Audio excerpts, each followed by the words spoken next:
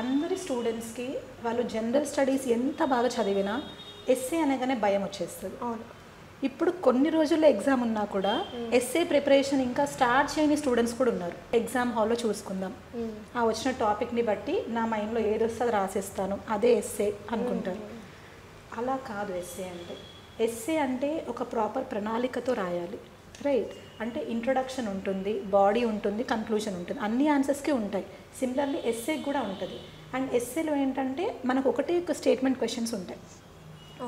ఒకటే స్టేట్మెంట్ని మనం ఎలా తీసుకుంటాము, ఎలా ఎక్స్ప్లెయిన్ చేస్తాము, ఎలా అనలైజ్ చేస్తాము, ఆర్ ఎలా క్రిటికల్ అనలైజ్ చేస్తామనే దాని మీద డిపెండ్ అయి ఉంటుంది. కానీ ఎస్ఏ కంటెంట్ లేదు అని భయపడే స్టూడెంట్స్ ఎంతోమంది ఉన్నారు. మీరు గనక ఎస్ఏ కంటెంట్ మీ దగ్గర లేదు అనుకుంటే అసలు మీరు ఆస్పిరెంటే కాదు. బికాస్ మీరు ఒక పక్క జనరల్ స్టడీస్కి ప్రిపేర్ అవుతున్నారు కదా, అదే కంటెంట్ ఎస్ఏ కూడా ఎందుకు రాయకూడదు?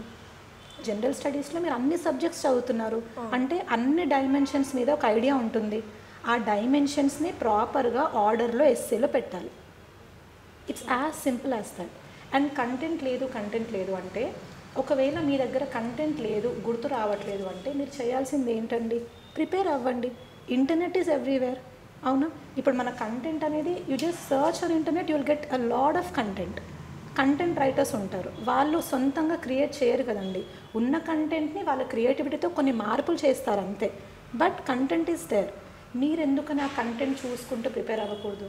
So SA is all about content మాత్రమే కాదు, ఆ ఉన్న కంటెంట్ని ఎలా పెట్టాలి, ఎలా రాయాలి, దానికంటే ముందు ఎలా బ్రెయిన్ స్టార్మింగ్ చేయాలి.